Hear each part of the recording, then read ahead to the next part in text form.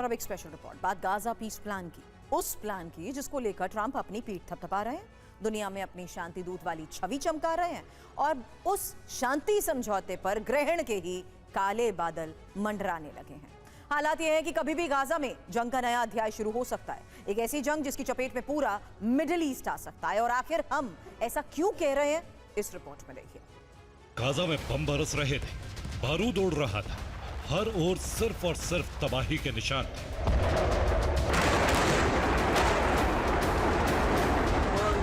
लेकिन अब ये हमले रुक गए। गाजा की धरती से इजरायली सेना की वापसी हो रही है। युद्ध विराम के साथ साथ शांति समझौते को लेकर चर्चा तेज हो गई। कतर, तुर्की, इजिप्ट, अमेरिका ने मध्यस्थता निभाकर इजरायल और हमास के बीच युद्ध विराम के लिए अनुबंध पत्र पर दस्तखत का दावा किया। लेकिन हमास नेताओं ने जो दावा किया है वो इससे बिल्कुल उलट है। हमास नेताओं के हवाले से दावा किया जा रहा है कि हमास नेताओं ने गाजा में ट्रंप के शांति प्रस्ताव पर साइन करने से ऐन मौके पर इनकार कर दिया। हमास गाजा सीज फायर समझौते पर औपचारिक हस्ताक्षर नहीं करेगा।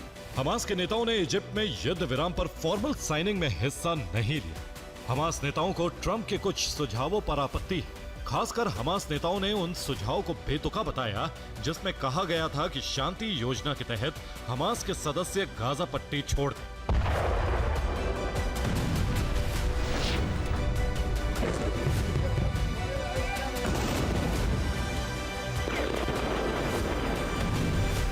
खुद हमास ने पहले कहा था कि वो इस प्रस्ताव को स्वीकार करेगा, लेकिन अब उसके साइन करने से इनकार वाले दावे के बाद गाजा में फिर से युद्ध का संकट मंडराने लगा।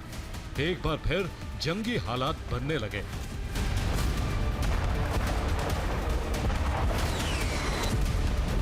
हमास के राजनीतिक ब्यूरो के मेंबर होसम बदरान ने एक साक्षात्कार में कहा कि हम मुख्य रूप से कतर और मिस्र के मध्यस्थों के माध्यम से काम कर रहे हैं।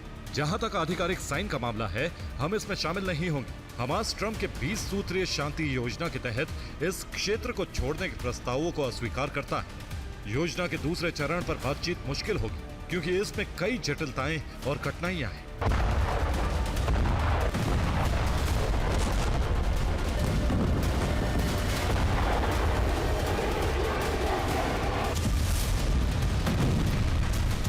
ये टिप्पणी अमेरिकी राष्ट्रपति डोनाल्ड ट्रंप की होने वाली मिडिल ईस्ट यात्रा से पहले आई है। हमास के नेताओं की तरफ से जारी इन बयानों के बाद एक बार फिर गाजा पट्टी में जंग का सायरन सुनाई दे सकता है।